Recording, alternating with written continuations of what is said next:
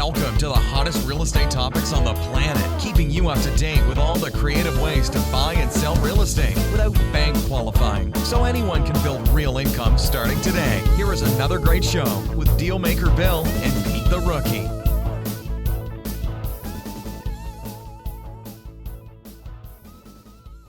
All right, here we are at another episode of Flipping Houses for Rookies. Good morning, Peter. You woke me up. Yeah, I know. Episode number 301. 301. Bill, can we just call it number one? Yeah, right? Let's start all over again. The title of this episode is Creative Real Estate, Presenting, Persuading, Perfecting for Dramatically Proven Rookie Results. Oh, good. The 3 Ps. Whoa. Yeah, I guess so. So here is the description. If you're an entrepreneur, you soon figure out you have to create value before you can expect any reward at all. If you're just waiting around for opportunity to come to you, you'll lose every time. Generally feel sorry for yourself, wonder why the world is not cooperating, and feel not many can see what you have to offer. Which means the sooner you can be proactively finding ways to contribute to those who have what you want, and you figure this out, it can be a financial altering, time altering, and overall lifestyle altering realization. In this podcast, we're going to show you how you can wow your sellers so they feel the value you bring to them that well exceeds all others bringing them offers. And if you don't feel you have the nerve to talk to sellers or struggle with what to do, then this episode is going to soothe those nerves. Just long enough for you to test drive talking to sellers so you can see it is not as bad as you might think.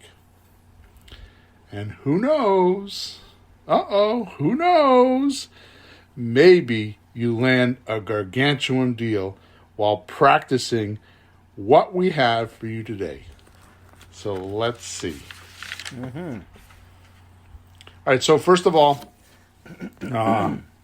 just housework stuff here, whatever you want to call it, house cleaning, housework. I'm going to put this phone somewhere else.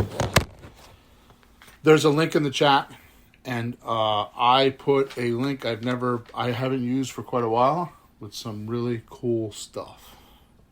So it's not so much that it's like, $500 worth of stuff, but it was definitely a unique link that I made some time ago, and we used it for quite a while, and it was really good. So go check it out. So hey. Johnny Cashflow is here. He says, howdy, real estate freaks. Howdy doody back to you.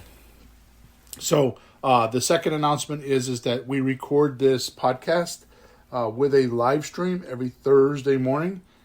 Excuse me with my throat this morning. Every Thursday morning at 9:30 a.m. Eastern Standard Time.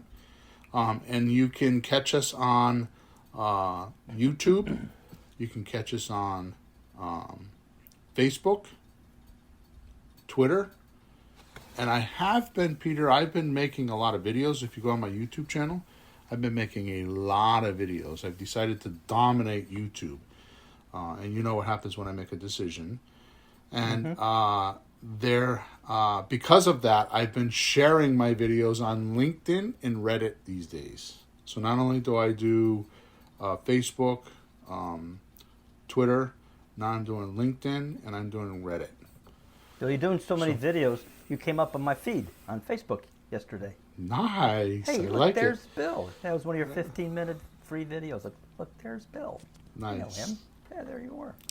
So go ahead and join us. I have a screen in front of me. If you put any questions or anything in the comments or in the below the YouTube below the video in I forgot what it's called in Facebook. We can see your comments or your questions, and if you ask a question pertaining to the, if you put a question in pertaining to what we're talking about, I'll answer it. But if I'm talking about hard money and you're asking me how to renovate a house, I'm not probably going to answer you. So Rocky says, "Yeah, you've been everywhere on YouTube." Thanks, Rocky. It's only the beginning. So thanks. Anyways, last thing is make sure you subscribe to us wherever you're listening or watching, and make sure you leave us a review of some sort. If you're on Facebook and YouTube, make sure you give us a thumbs up or heart us and subscribe to us, okay? So enough of that. Okay, Pete. Let's start again this week with another Billism. This has become a fad the last couple, okay? So as long as I can keep it up, I'm going to keep trying it. So here's the Billism. Go for it. Okay. Abundance flows to contributors. And just so our listeners can get the full value from this Billism, let's define contribute. Yeah. And here's the definition, a little bit of a dictionary definition and a little bit of a bill definition, okay? So here we go. Contribute is to help cause something or bring it about. To help cause something or bring it about. And a contributor does this for others, often for his own reward, but for others too. Okay. Right? So a contributor helps cause something or brings it about. Right. In It's other not words, just they- for himself. Yeah, they push it along. Yeah, and the more you do it for others, the bigger the rewards. I promise. Yeah. And you can actually measure this type of activity in someone's life by knowing this, Peter. Ready? There's actually a tool. There's a way to measure this. Oh. Right? People want to align themselves with others who are great contributors. In other words, people do not want to partner with, create with, or give more to those who are known for taking more than they give. Oh, hell yeah. Now, I don't want to stir anybody's mind up here, especially their subconscious mind. But just in case you're curious, every family has a couple of these. Gimme? They Gimme? take more than they contribute. So We call that cousin gimme. Yeah, right. So be aware they're right around you. They're sisters and brothers and mothers and fathers and cousins and probably siblings, or not siblings, children. Yeah. So, But Bill, at least they complain all the time. Right? Yeah. Them who like gimme are also complaining, right? That's funny. The people who give don't complain. The people who take complain. Think about it, right? Totally. Gimme.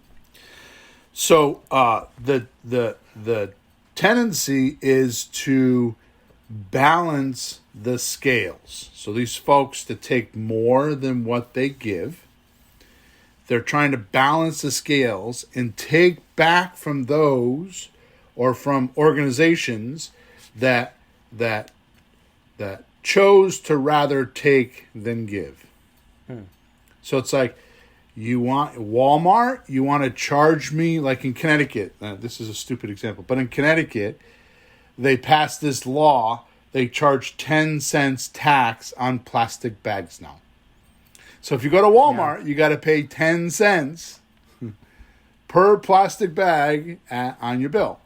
So a good example is Walmart, you want to charge me 10 cents a bag, then I will blah, blah, blah. Yeah. Right? So they want to get even all the time. So today I would like to set up our rookies with some very common tools they can use with sellers so they can give and wow the clients. So the gist of this podcast is all about giving and not taking. Oh, God. And I know this sounds like such a simple little thing, and you may not think, you might be here looking for some magic, like, some special words or some fancy math or some clever way to find these sellers, and I'm going to completely disappoint you, because what we're going to talk about today is just pure, simple, human being, good communication, manners, and affinity, and just staying in our seller's reality. Okay, now I wrote in an email not too long ago, there's a book called The Asking. I forgot his name, Joe Paranis, or do you know who it is? No, I don't. I know, I've heard you talk about the book. I'm really not familiar with it. Don't know the guy.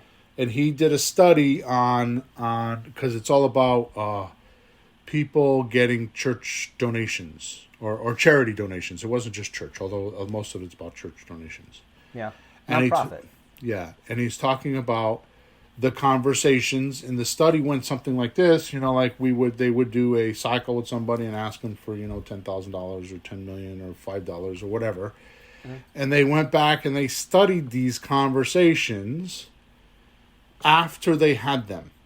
So like an hour later, the next day, the next week, the next month, the next year, and they would go back and ask these people what they remembered.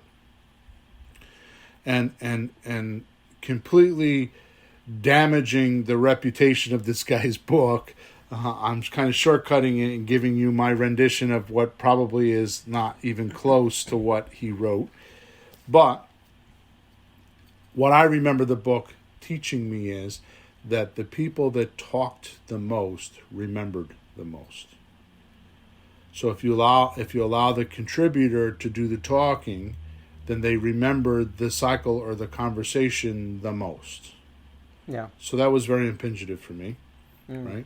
So if you think that there is some mechanism or something you don't know or some trick on closing deals, like I have something you don't have, I'm hoping to kind of change that in this podcast, because it's not that way. What I have is communication skills, and what I have is the ability to let the other person be who they are, and what I have is the ability to enter their universe, because I knock on the door and they open it and they say, "Come on in, Bill," and they tell me all kinds of things. Yeah. Okay. So with that said, I just want to make sure that, anybody listening to this podcast, and I'll have you know, Peter, and then I'll get off my rant here. I'll have you know that I actually needed help from my coach and a few other people that I know that are close to me, you being one of them. I needed actual help with this because I was struggling with it. Bill, you do so much for us.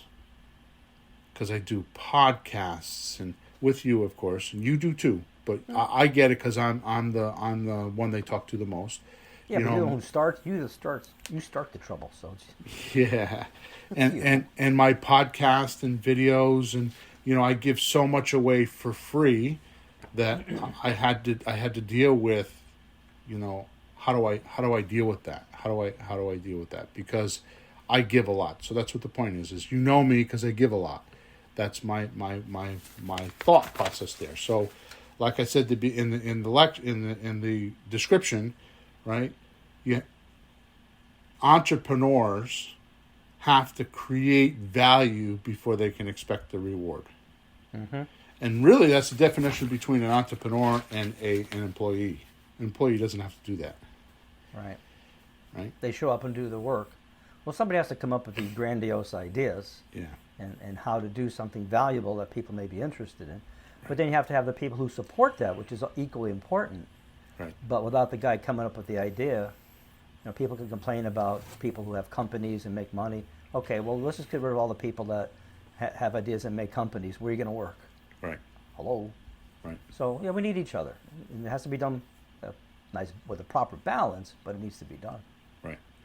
All right, so number one, and it's the easiest, Well, it's easiest to talk about. I don't know if it's easiest to do for some. But tell them a story. Too frequently, I get rookies that struggle with talking to sellers. Stories help crack the ice and smoothens things out. So, for a very long time, for many podcasts and many years, I was teaching my scripts and my sentences, and I was trying to get people to do what I do. Except I completely missed the boat.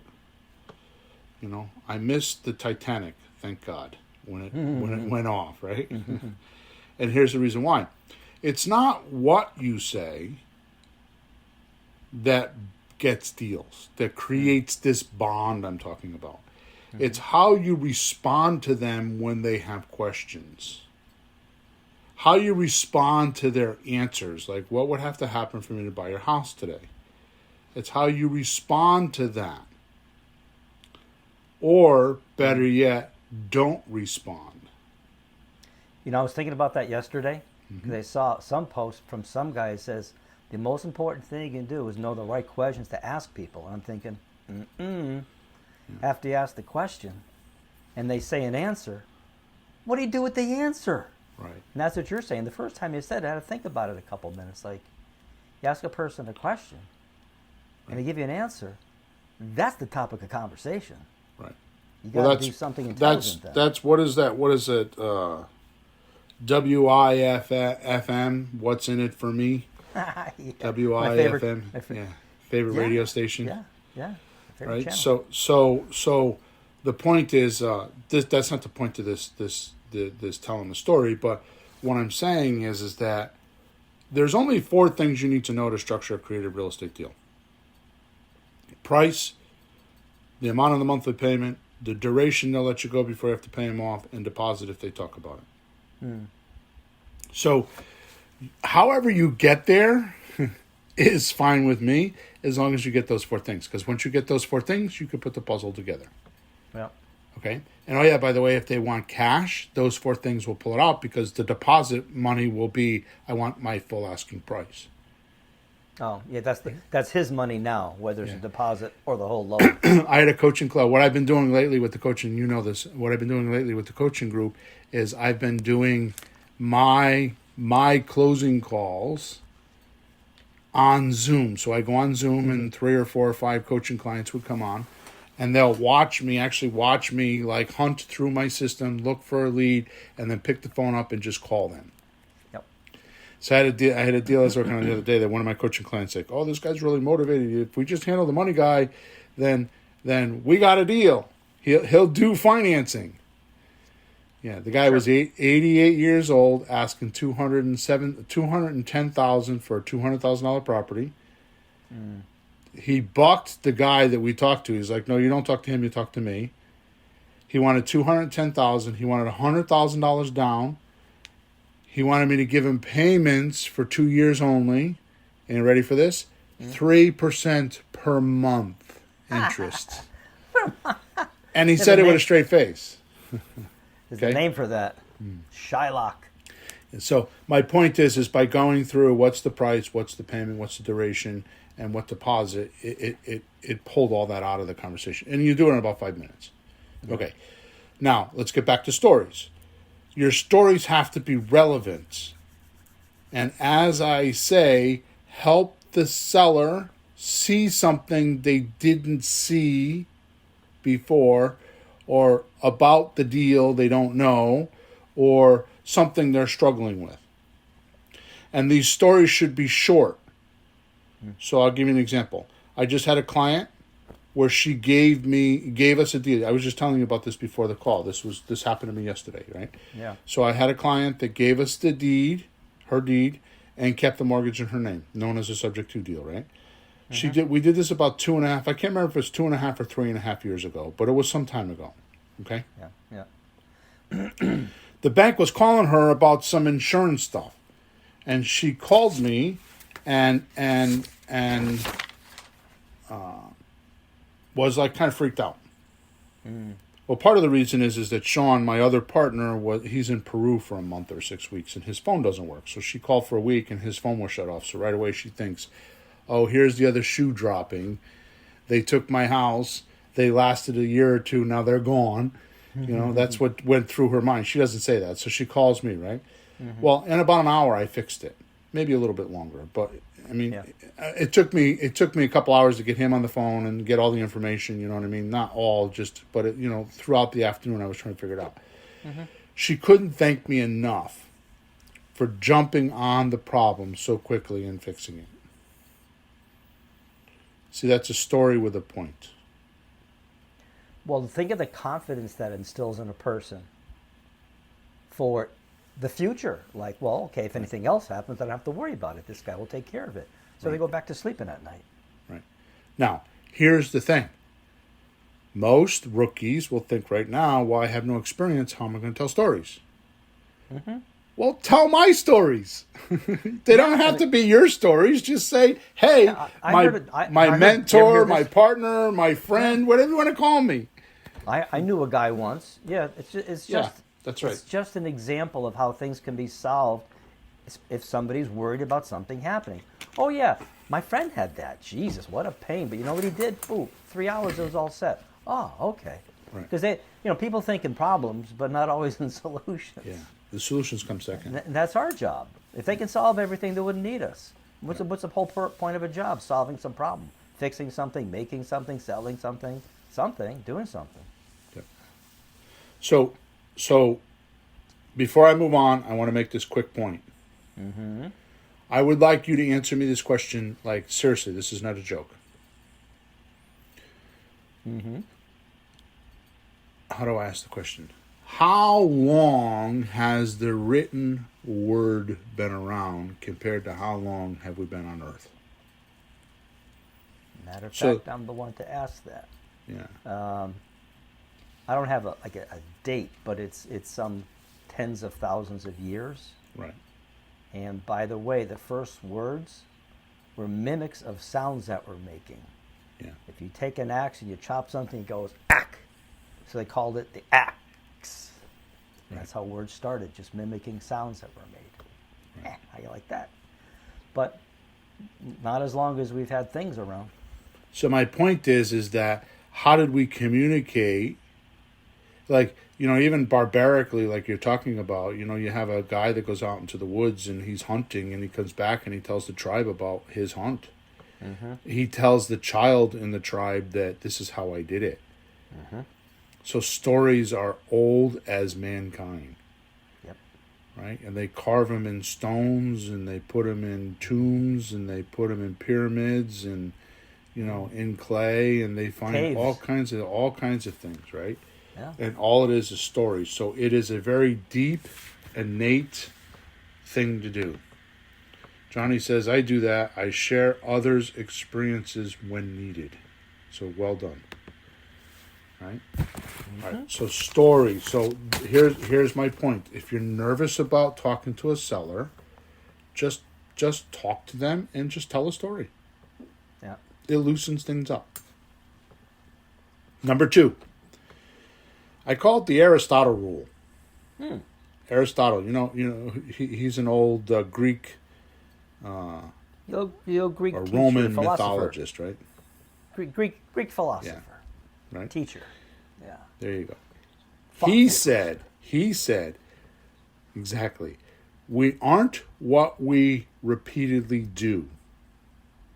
I'm sorry, I said that wrong. We are what we repeatedly do. Excellence, then, is not an act, but a habit. We are what we repeatedly do. So excellence, then, is not an act, but a habit. And I know this because I've had coaching clients that will talk like slicky. And you know that they're faking it, right? You know that they're pretending. They're acting. And that stuff sneaks through very loudly to sellers, especially being totally chauvinistic, especially women. Women know when men are bullshitting them, okay? Believe me, they they've know. had the practice, right? Right. So here we're talking about matching your emotions with your words. Right? You've got to put happy into happy. Oh, You got to put happy into happy. If you're meeting someone and say, "Great to meet you," your tone should feel that way to the person that you're talking to, that you are great to meet them. You're happy. You're glad to meet them. Your tone should communicate more than your words. in those circumstances, the mouth is saying one thing, and the eyes are saying something else. Exactly. You can see it in your eyes. Here's the thing about this. I believe we are helping people to buy and sell real estate. Okay? Humans can see fake help miles, hundreds of miles, planets away. Yeah. Right? So you really have to feel that way when you talk. Now, why do I bring this up today?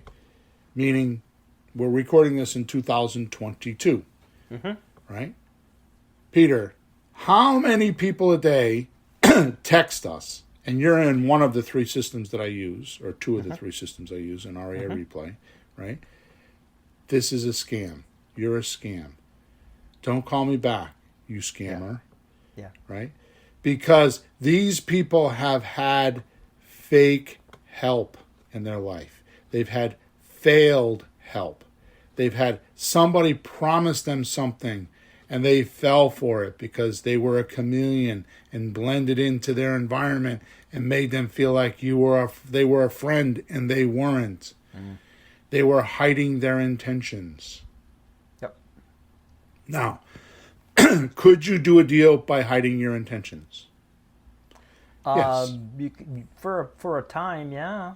Sure. Especially if you're doing rehabs and you're dealing with a bank and you got bad guys on the other side, right?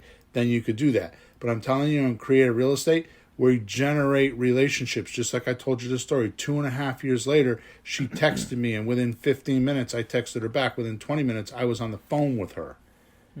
Like we hadn't had a gap in time. Yep. That's what you got to do. Right? And that's what makes deals. Do you think she'll send me a deal? Yes. Yeah. Right? Number 3. Which brings me to what we talk about all the time, but I'm going to label it today. Listen up. Yeah. Of course, I'm going to do something I've never done before. It's kind of like, I think it's kind of neat, but I've never had a chance to talk about this before. So Really? There's two sides of a communication. There's speaking and there's listening. Sure. But what we don't talk about is there's really two types of listening. We don't talk about this enough, Peter. Here's what I mean. You can hear someone speaking, which is one type, or you can listen to someone speaking, is the other type. So there's this weird phenomenon that human beings have with their bodies. The human body has this really weird aberration or weird freakness to it that we don't even think about. You can't shut off your hearing. Like your mouth, you could shut your mouth and not speak. Yeah. Your eyes, you could shut your eyes and not see. Your touch, you cannot, not reach and not touch. But your ears, you can't do that with. Oh man. You hear everything. There's no gateway or no shut-off valve, unless, of course, you make yourself deaf, which could happen, right? But the point is that you have to hear. If there's a noise, you hear it. You can't hide from it. That's a weird concept for a musician to think about. I never really thought about that. You can't shut it off. Right. I've thought about perceptions, various ways, like what they're for and how perception is how you know what's going on around you. Right. If you can touch things right near you, so you know what's going on. Right. You can see things quite a distance to see what's going on. You can smell things that aren't too far away to know what's going on. You can hear things within hearing distance to know what's going on. But you can't turn your hearing off? God, Where do you come up with this crap? So there's a difference. Then we have to admit there's a difference between hearing and listening, right? Wow. It's like we were made by God. God damn it! Keep listening. Maybe you'll eventually hear people. Well, the old salesman. I had an old salesman that taught me one time. You got 2 ears and 1 mouth for a reason. Listen twice as much as you talk, right? But yeah, that's been around. But this kind of like hits that in the teeth because it's like you have no choice but to listen, or hear, not listen. So what's the difference is when you hear something, it's like forced on you. You just hear it because you can't shut your hearing off. Yeah. But you're listening. You're kind of like you're like involved in it now. You want to hear it. It's like a choice of like, should I or shouldn't I, right?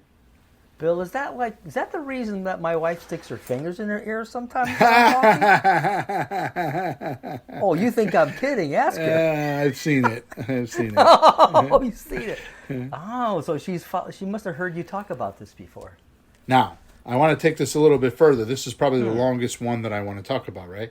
So when you're doing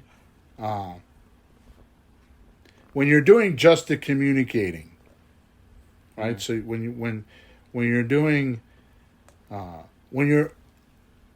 listening, I mean, I lost my train of thought here. When you're just hearing and not listening, you're trying to communicate something.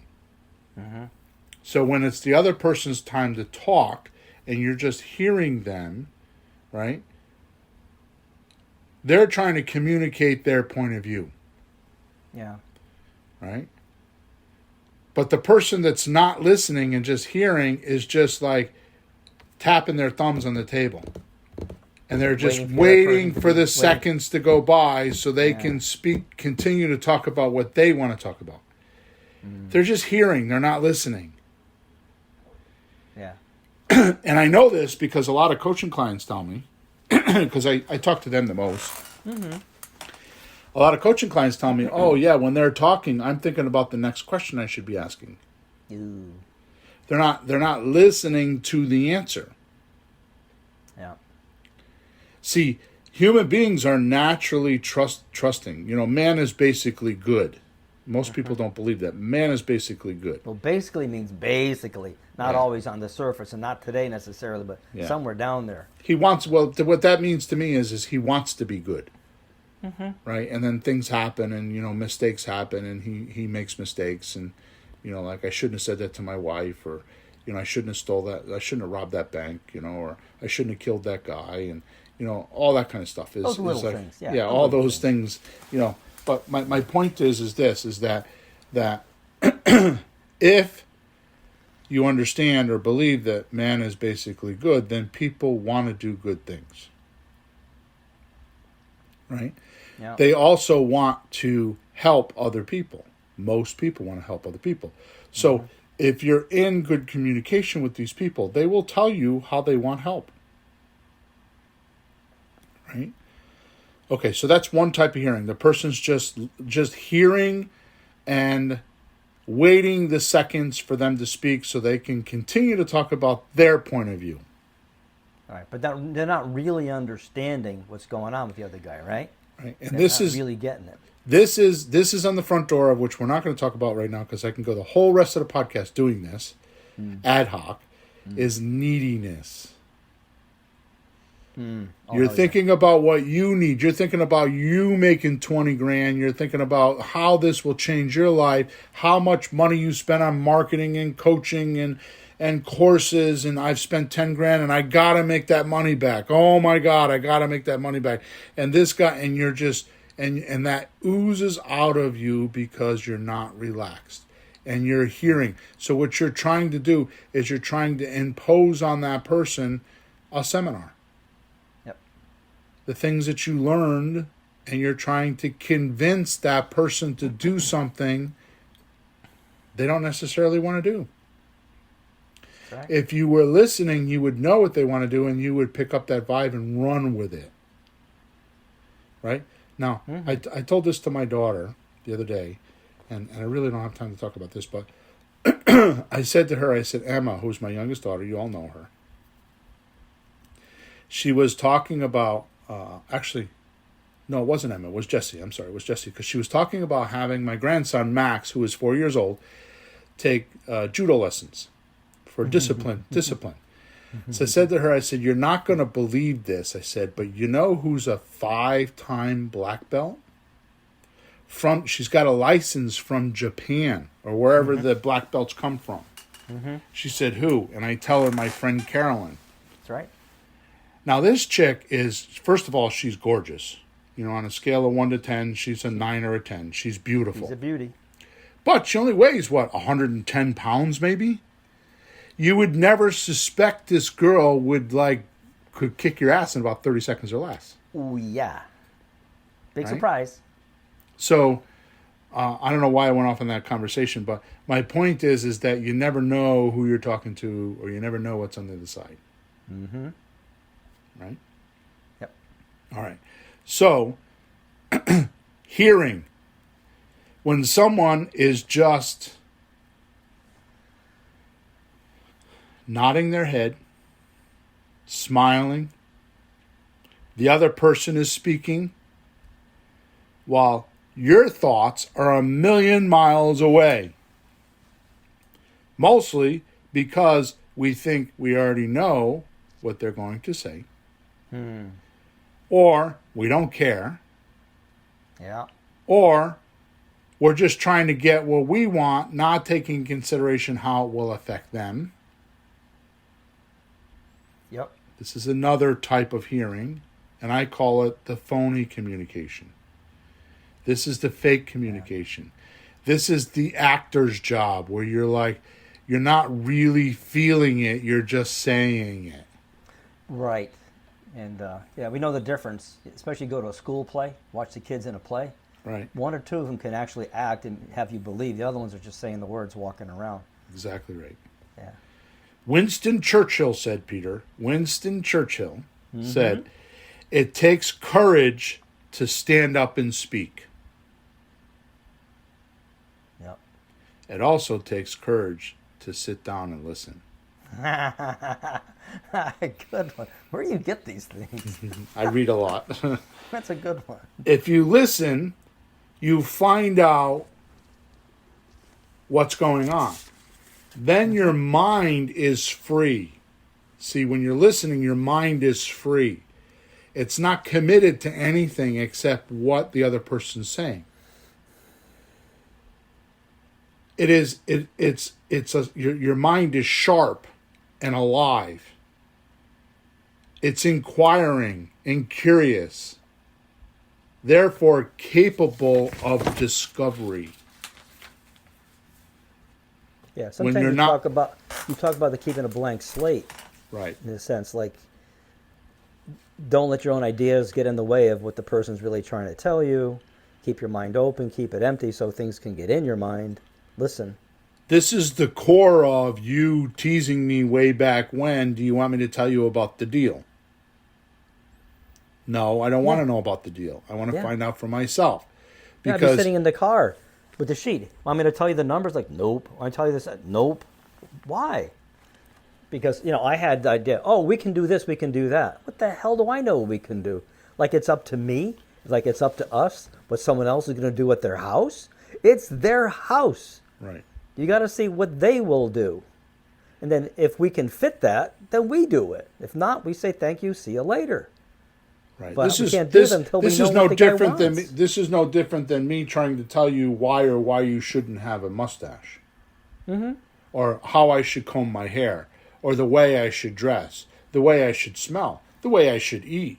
Mm-hmm. It's personal. Mm-hmm. Right? Yep. Which brings me to number 4. And this is incredible. Mm-hmm. This is incredible. I just figured this out recently. Didn't know I was doing it. Really? It's called because. Because. Okay, let's hear it. Think of the Wizard of Oz. Why were Dorothy and company going to see the wizard? Because they were going to get a brain and a heart and go home, etc. There was a because. See, I want you to know that I got this from reading 1930s and 1940 copywriting books. See, what they teach back then is you have to connect it to something real. Wow. So if I say to you, Peter, you should do owner financing, there has to be a because. When you give offers, you always have to tell the seller because, or the reason, or the strategy. Which, by the way, this is where the stories kick in. Okay. I did a deal one time with somebody like you, and they had to pay $80,000 in capital gains tax. So here's what we did. The because, why they should do the owner finance deal. Because it will help them. So get someone to get anybody's cooperation anywhere in life. I don't care what it is. The waitress in the restaurant. Right? I just had this argument with my mom last night. Oh, she didn't like that at all because I have a new role with my mom I've not told her about. And she's yelling at me last night in her living room because I reprimanded her in a restaurant. Oh, and I said to her, I said, Ma, stop. And it's 4 days later and she's still telling me, this is about the 5th time she brought it up. I said to her, Ma, you were being condescending to the waitress. My mom has food allergies. Oh. And believes that the whole world should cater to her and her food allergies. And she's reciting law to the waitress. Ooh. I said, Ma, what really happened is I said, Ma, the waitress can't change the law or what the manager said they have to do or the owner. So yelling at her is not going to do anything for this situation. The because. Yeah. This conversation isn't going to work, Ma, because there's nothing she can do about it. So why are you talking about it? Now, if you want to do something about it, go ask for a manager and deal with somebody that can. The because. So you have to stay relevant to reality. You don't want to talk about things or you don't want to make an offer with someone you don't want to make on a $100,000 house if they owe 70 grand, you don't want to make them a $50,000 offer because it won't work for them. So always connect the because and try to use stories if you can do that. Now, I got a question. When we're explaining what we can do, we have our becauses because it'll help you this way or that way. At the same time, we all know that the person has their becauses that they're looking for. They need to do such and such. Like I had a lady on the phone needed $30,000 out of the sale of 40 now for her husband's cancer. Yeah, because they had to have a doctor bill. Because. So they have their becauses and we have our becauses. Yep. Now their becauses are better than our becauses, obviously. Well, they're more motivated for theirs than ours. They don't care, you know. It's their problem, not ours. So right. I know we can tell people our offers and give them our becauses. How do we balance when we get their reasons why and then tell them our becauses and make it jive? You have a suggestion on that? So I want you to go get a home equity line of credit for $30,000 because you need the 30 grand. Just like that. Right, but before you said that, you found out what their because was, correct? Yeah. All I'm saying is you match you don't just make an offer because it's the right offer to make. You make an offer because it's connected to something they want or something you're trying to do to help them. So we need their becauses as much as possible first, so then we can present our becauses? Yes. So why do you keep asking the same question? Am I not answering it? The answer is yes. Okay. Just being sure. Oh, that's fine. I just want to make sure I'm not missing something. No, you're talking about becauses, but you weren't saying theirs and there's ours. And you were talking about like an example of ours, but I know that we have to think about what theirs is, so we match ours. Because like when you talk about qualifying a person, you want to find out what they're trying to do, why they're selling the house. We do that before we go look at the house. Why look at the house till we know what they're trying to do? So let me shortcut this for you. You've heard me on Yep. the phone because you've been on these calls that we've been doing, right? Yep. So I'll say to the seller, well, if the house is worth 210 and you're asking 210 and it's a pretty house, what do you need me for? You hear me say that all the time. What do you need me for? You could do this on your own. You don't need me. What do you need me for? That's their because. Because. And then they'll tell you. Yeah, because blah, blah, blah. Yeah. Now when you're making your offer, you're going to come back to that. Well, I'm making my offer because if you want to get this and you want to get that, here's how I can do it. Yeah. Okay. Make sense? Well, oh, absolutely. I just know because you already said it earlier, and we've all lived through it. When anybody gets in real estate, it's not because they want to go help people. No. Who cares? We want to make money. And then you find out from guys like you, like, you have to help the other guy? Damn it. Yeah. It's like, you open a restaurant to make money. You better damn well find out what people want to eat before you make a menu. Right. So like I started off in the description, if you're an entrepreneur, you soon figure out you have to create value before you can expect any reward. Number 5. 2 is 1. 1 is none. I thought you were good at math. Go ahead. We're listening. What I mean by this, always have a backup plan. If you go into a seller's house with only one offer in your head, and they say no, you're stuck. Yeah. This exact thing that I'm telling you about right now is the heart, the epitome, the exact impetus of why I have a 7-deal strategy. Because for the first many years, I want to say 5, maybe more, of my years, I did subject to deals, nothing else. I knew you said that. It was 5 years just on one deal. I can't imagine that because you know all the other ways of selling and all the other combinations of those you can do. No kidding. And being frustrated, I would leave with my acquisition manager and say, we got to figure out other offers. Yeah. Because they want to sell. It's just we had a 1-horse pony show. Yep. Too many sellers just told me no. Right? Yeah. Yep. I was not prepared and made no deal. Very deflating. This just happened to me. I don't know if you remember me telling the story where I was with Dave Boldick, the realtor. Mm-hmm. At the time, he was working with me as an acquisition manager. Yeah. And we went into a condo, I think, in Bridgeport. And I had one offer. And I gave it, and I was cocky. Imagine that, me being cocky. And I said to the guy, I'm going to make you one offer and one offer only. If you take it, we'll stay. If you don't, we'll leave. And it was a cash offer. And he said no, and we left.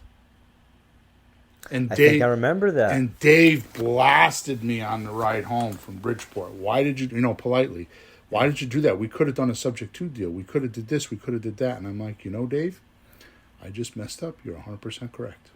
Oh. Dan Kennedy, God bless his soul, who's a marketing guru, says that 1 and anything is dangerous. Now, obviously, Dan Kennedy has been married a couple times. Because 1 with a wife is very important. You can't have more than 1 of those in our religions anyways, right? Yeah, right. But other than that, 1 is dangerous. So you don't want to have just 1 product. You don't want to have just $1. You don't want to have just 1 of anything. Right? It's dangerous. Mm-hmm. Which, by the way, 1 creates a scarcity mentality. That means, absolutely. Oh, yeah. Right? So a scarcity mentality is nothing more or nothing less than nothing more, nothing less than, you're afraid you can't create it again. Yep. You think that you have this one right now, you have one bottle of water, and you don't know how to get another. Yep. And it's in your own head because you don't know how to outflow or don't know where to go to generate that second or third or fourth. So most rookies that are listening to me right now have a scarcity mentality because they don't know where to find deals. They don't have an abundance of leads coming in, so they won't be willing to whack any or waste any. Yep. Right? Because it's like they spent all this money to get this one lead, or they have some mathematical procedure they're doing because they don't want to talk to 100 people. They want to do it in 3 because their life and their schedule, which, by the way, I could tell you right now, the way I feel today is rage. Pure rage. Because doing this pilot program where I have coaching clients and I actually have my deal hunting monthly mastery people. So I've got 2 groups that pay me that every day, 4 or 5 times a week, I put out on the chats that I'm doing closing calls. And I'm actually amazed at the excuses I get that they can't come to the calls. Yep. And the rage lies within people are not serious enough. My clan is not serious enough to do real estate. And they let things in their way. I'll give you a classic example. I'm here with my family. I spent thousands of dollars to be here for 2 weeks. Yeah. But somehow, some way, I'm juggling my schedule to make sure I do those calls and I do this podcast and I do everything I'm supposed to, right? I'm technically on vacation. But it's important enough for me to be here on this podcast and important enough for me to make those calls that I figure it out. I don't let my family push me around and tell me when and when I can't do things. Now, I find out what's needed and wanted from them, and I work it out. And it's been completely amazing. Right? But here's what happens. I am being a real estate investor doing real estate investing. Most people are being a plumber and doing real estate investing. So it's like a second thing for them. It's like a by the way, and if I have enough time and if I get a little extra few minutes, I'll do it. Which is one of the reasons why so many don't succeed, is they don't make it important enough in their life. I have been dialing every day when I get on the phones. I have a new rule, and you know this because I've been talking about this. I make 25 dials. Yep. If I get on the phone, and sometimes it takes me 45 minutes. Now, yesterday, no, I didn't do any calls yesterday. Tuesday, I didn't do 25 dials. I did 10 dials because I had 3 people that I had to follow up with. So in my hour or hour and a half, I actually made 3 offers. And that's the only reason why I don't make 25 dials is because I called them, they picked the phone up, and I made 3 offers. Well, that's more important. Right. That's probably from the work you did the day before to make the 25 calls, right? The week before. The week, whatever it is. Yeah. Yeah. It comes around. Yeah. Yeah, I know what you mean. Well, I think there's this weird phenomena that, to sell things, you have to make it sound real easy, how easy it is. So there's a lot of, real estate only takes a few hours a week. It's easy. Anybody can do it. And you jump in. Not right now. It could be that way, but not in this economy. Yeah, but if you need to spend a little more time, they don't. We don't. I might not sometimes, but I'm doing more than I ever have. And you have to at this point. Here's my point. I got another point. People say those things while I'm on vacation. I have things. Those are just excuses to explain why they're not doing it. Yeah. It's just a way to get out of it. Oh, I couldn't do my homework last night because it's just a way to not have to do the work. It's just easier to sit down. I get it. If your mother or your father or your spouse or your child was on an operating table and you needed $10,000, you would get it. Absolutely. And the $10,000 that you need from real estate should be just as crucial and such of an emergency as that in your head. Now, you need to do it without neediness. Neediness is, begging for it.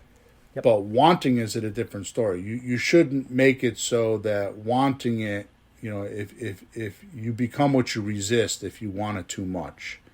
Yeah. So what I do is I make it a game in my head. I wonder if I could. How long will it take me? Mm-hmm. Is it possible? Imagine if I could do that. Those are the things that I tell myself. Yeah, keep it light, keep it fun, keep it enthusiastic. More of a game than a problem. Right. Number six. Persuasive words. And I'm only putting this in here for the benefit of you guys because I really don't practice this as much as I do. I practice this in my writing, in my copywriting, mm-hmm. but not so much in when I'm talking to people. But I have to bring it up because so many people expect this. So I might as well just address it. Just confront it and address it and not pretend like it's not there.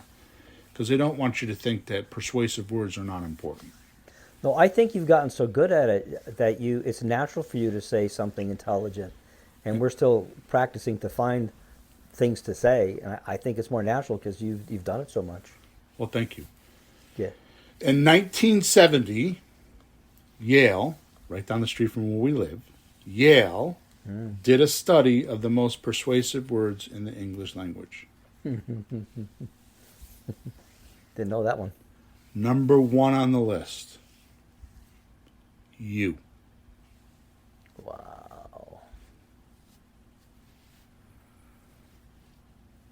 Yeah. You. Peter, would you like to sell your house? Who, me? Peter, what would happen if you got a check for $20,000? WFIM. Peter, what would happen if you were done with this transaction in 2 weeks? You. Yeah, me, myself, and I. Always frame your offers with you. Always frame your results with you. Now, don't overdo it, right? But when you're quote unquote trying to close, it's you. See, I'm not going to go off on this because we only have 4 more minutes left. But the point is that realize what we're doing here. The way the human mind works, as far as I'm concerned, is mental image pictures. Yep. Symbols, objects, and physical universe things are all stored in our mind in mental image pictures. Mm-hmm. So the more you can stimulate those mental image pictures, the more you could talk and make those clear, crystal clear. Right? Yeah. Oh, yeah. The better off you are. Yep. Makes it to me, I think it just makes it real. Makes it concrete.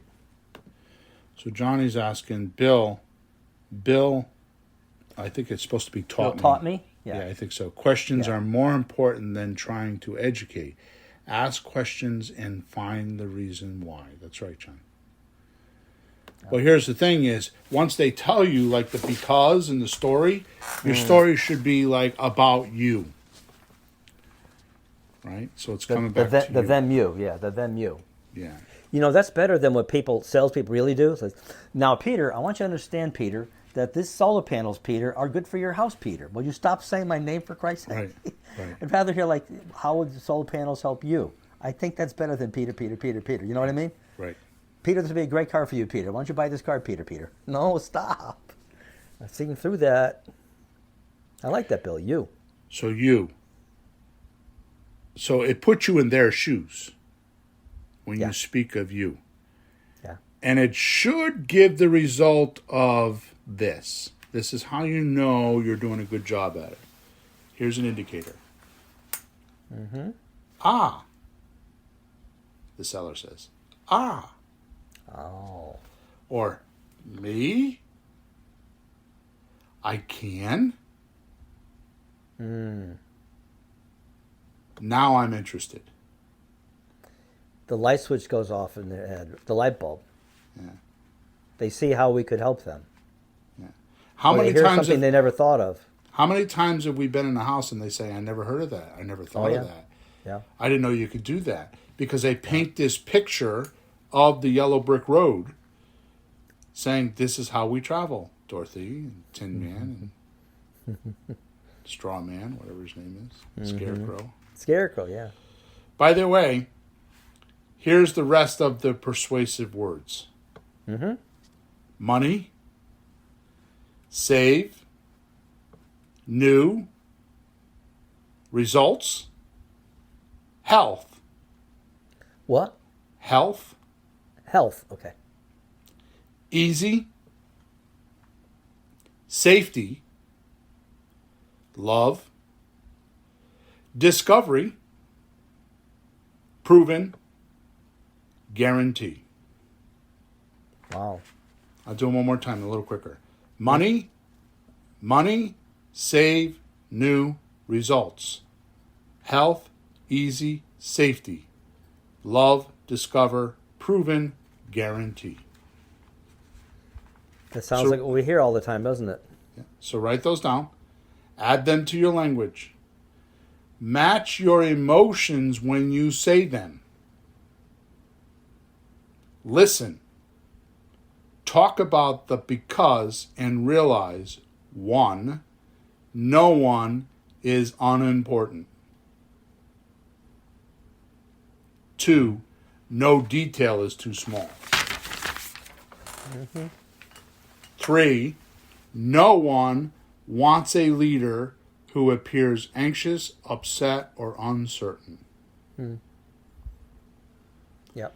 Whether you're a conductor, a director, a parent, a CEO, a rich, poor, good, bad, sellers take their cues from you. Yep. Good or bad. It's the perception, which, by the way, perception to me is a definition of perception is a communication without words. Yeah. It's an emotional communication. You feel like he's angry. You feel like he's happy. You feel like that's a perception.